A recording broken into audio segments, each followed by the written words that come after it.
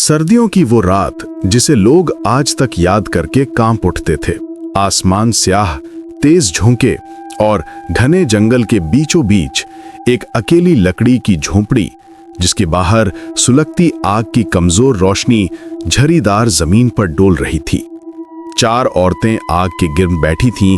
उनके चेहरों पर थकन नहीं, कोई अनकही कहानी तैर रही थी। दूर तक सन्नाटा, ऐसा जैसे जंगल सांस रोककर उनका तमाशा देख रहा हो। शालिनी ने शॉल ओढ़ते हुए सर्द लहजे में कहा, ये सर्दी तो जैसे हड्डियों में घुस गई है। अच्छा हुआ आग जला ली, वरना हम बर्फ हो जाती। फिर एक शैतानी सी मुस्कुराहट उसके चेहरे पर फैली। क्यों ना आज रात डर की कहानियां सुने, ऐसी कि रगों में खून जम जाए। बाकी तीनों ने एक दूसरे की तरफ देखा, जैसे किसी पुरानी याद ने दिल दहला दिया हो। अचानक पहले कदमों की चाप, फिर टूटी पत्तियों की चरचराहट, जंगल का साया कुछ हिलता सा लगा। सब औरतें चौंक कर खड़ी हो गई। अंधेरे में एक तबली पतली लड़की नमूदार हुई। उसकी आंखें खौफ से फैली हुई थी, मगर उनमें कुछ अजीब, कुछ नाकाबिले बयान था। मैं रास्ता भटक गई हूं, क्या मैं कुछ देर यहां रुक सकती हूं? शालिनी ने आग के शोलों पर नजर डाली और बोली, आओ बैठो, यहां हम सब अपनी आखिरी मंजिल का इंतजार कर रही हैं। लड़की के कदम झिझके। आखिरी मंजिल? एक औरत ने तंजिया हंसी छोड़ी। हाँ, जो भी यहां आता है वो जिंदा नहीं बचता। लड़की के चेहरे पर हवाइयां उड़ गईं। तुम्हारा नाम? अंजलि, उसने लरसती आवाज में कहा। वो बैठ गई, मगर जैसे ही बैठे आग के शोले अचानक तेज हो गए। हवा में सरगोशियां भरने लगीं, जैसे किसी को उसकी आमद पसंद ना आई हो। पहली कहानी, लैला की रूह खोया हुआ जिस्म। शालिनी ने आंखें बंद की।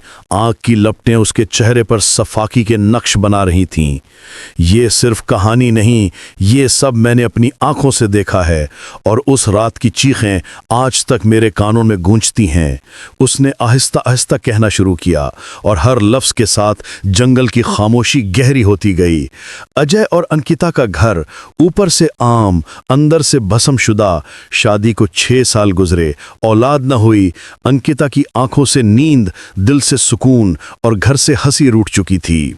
फिर एक रात वो अजब सी आंखों वाला एक तांत्रिक इनकी जिंदगी में उतरा। काली कुटिया, लटकती खोपड़ियां, खून से लिखे मंत्र और बू ऐसी कि जैसे किसी ने मुर्दों को जलाकर हवा में फेंक दिया हो। तुम्हारे नसीब में बच्चा है, तांत्रिक ने सर उठाए बगैर कहा, लेकिन उसके लिए किसी औरत की बलि देनी होगी।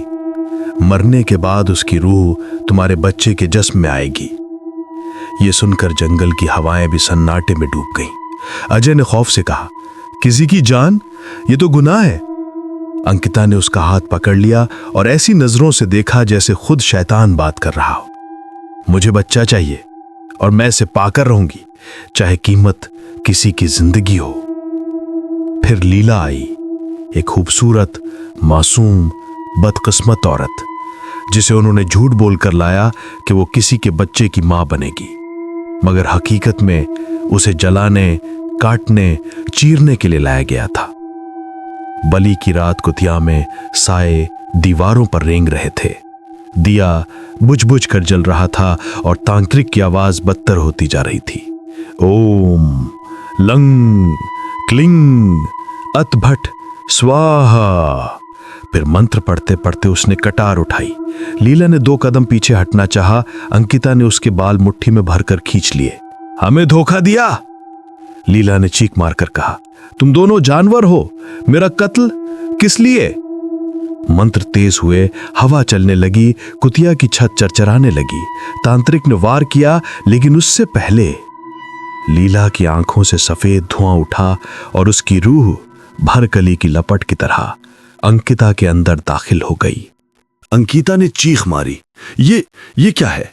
अजय, ये मेरी सांस रोक रही है, अजय।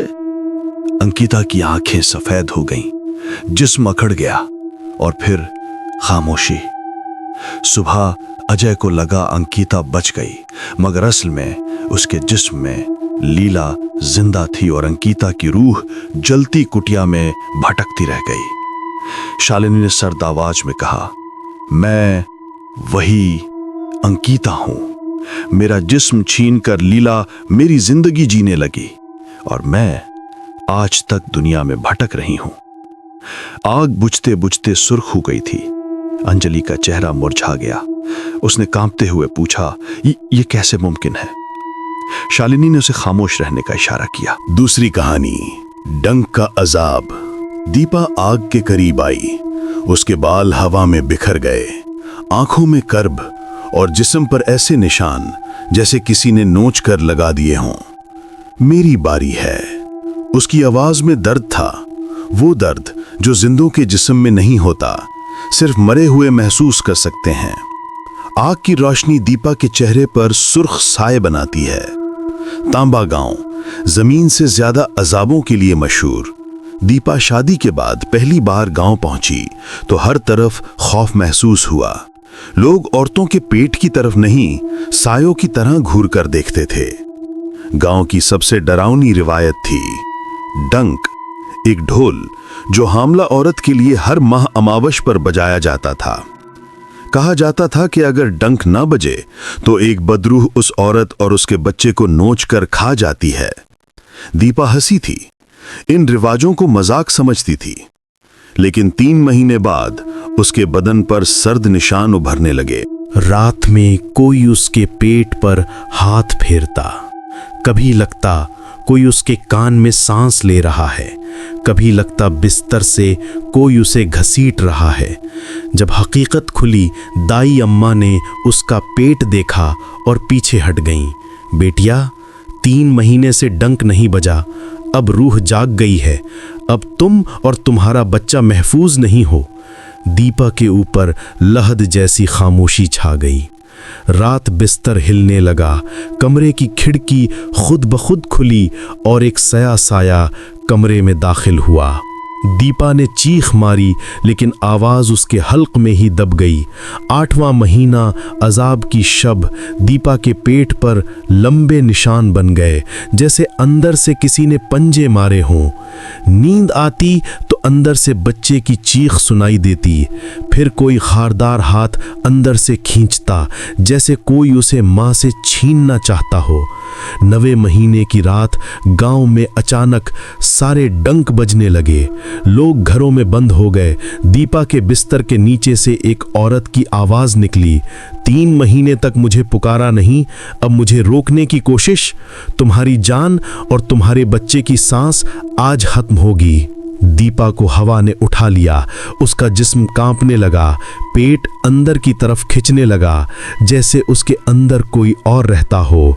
और फिर एक आखिरी चीख, दीपा की आवाज जंगल में गुम हो गई। आग के चिंगारे उठे जैसे किसी ने उन पर फूंक मारी हो। तीसरी कहानी, चरल की रूह, पराया जिस्म। लक्ष्मी आग के दूसरे किनारे पर बैठ गई। उसका चेहरा बेरंग, होंठ खुश्क और आंखों में वो दर्द था जो सिर्फ बेऔलाद बच्चों की माएं समझती हैं। मेरी मौत हादसा नहीं थी, उसने कपकपाते हुए कहा। वो कत्ल था। बदकिस्मती का घर पराया। एक मासूम दिल वाली लड़की शादी के बाद चरल में आई थी। जिस रात वो दुल्हन बनी अंदर दाखिल हुई, उसी रात एक लाश चादर में लिपटी हुई दरवाजे से गुजरी। पराया ने चेहरा देखा और चारों औरतों की सांस रुक गई। लाश की आंखें खुली थीं और चेहरा खून में लपटा हुआ था। वो मैं थी, लक्ष्मी। मुझे बिल्डिंग की छत ने नहीं मारा था, मुझे किसी ने धक्का दिया था। मैंने आखिरी लम्हे में कातिल को देखा, मगर जुबान बंद हो गई, सांस रुक गई और मैं मर गई। मेरी रूह चाल के अंदर भटकती रही, मेरे 2 बच्चों के लिए, जो आधी रात को जाग जाग कर मुझे पुकारते थे, मम्मा वापिस आ जाओ। जब लक्ष्मी ने पराया को अपने काबू में लिया, एक रात पराया ने दरवाजा खोला और मैं उसमें दाखिल हो गई। उसकी आंखें लाल, आवाज बदल गई।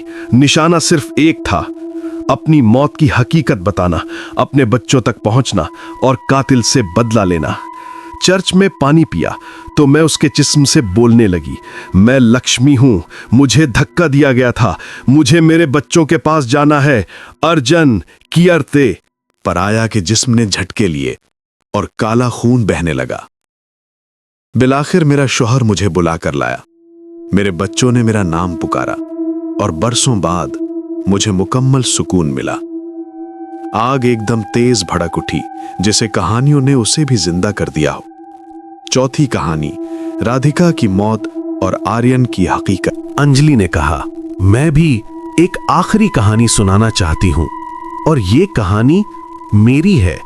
बाकी औरतें सहम कर उसे देखने लगीं। अंजलि ने धीरे से कहा, मेरा नाम कभी अंजलि नहीं था, मेरा असल नाम राधिका है और मैं जिंदा नहीं मरी हुई हूं। हवा का एक झोंका आग में सरसराया और साए झोंपड़ी की दीवारों पर नाचने लगे। राधिका और आर्यन। राधिका जंगल किनारे एक छोटे से गांव की लड़की थी।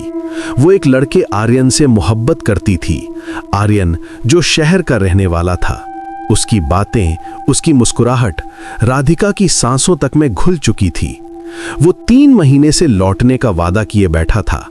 राधिका दिन रात उसका इंतजार करती। एक दिन आर्यन ने खत भेजा, आज रात आओ, मैं तुम्हें शहर ले जाऊंगा, हम शादी करेंगे, सब कुछ ठीक हो जाएगा। राधिका खुशी से पागल हो गई। वो आधी रात को जंगल के रास्ते से आर्यन से मिलने निकली, मगर वहां आर्यन नहीं था। वहां थे 3 आदमी और उनके हाथों में थी डंडे, रस्सियां और खून आलूद छुरी। राधिका ने कांपते हुए पूछा, आर्यन कहाँ है? अचानक किसी ने पीछे से आकर उसके मुंह पर हाथ रख दिया और दूसरे ने धीरे से कहा, आर्यन वो तो हमें तुझे लाने के पैसे देकर गया है, वो कहता है तुझे जिंदा रहने का हक नहीं। राधिका की चीख गले में मर गई। जंगल की खाई और मौत, उनने राधिका को घसीटकर खाई के किनारे ले जाकर फेंक दिया। उसके टूटे जिस्म की हड्डियां रात की खामोशी में चटकने लगीं। मगर मरने से पहले राधिका ने आसमान की तरफ देखा और आखिरी बार कहा, मैं वापस आऊंगी और आर्यन की जिंदगी जहन्नुम बना दूंगी। अंजलि ने आग की तरफ देखा। उसकी आंखों में वही वहशत थी। मैं वही राधिका हूं। मेरी रूह अभी तक आर्यन को ढूंढ रही है और आज रात तुम सबसे आखिरी बार कहानी सुनने आया हूं। चारों औरतें लरस गईं। आग एकदम बुझ गई। अंधेरा छा गया और झोपड़ी के बाहर किसी के कदमों की चाप सुनाई देने लगी।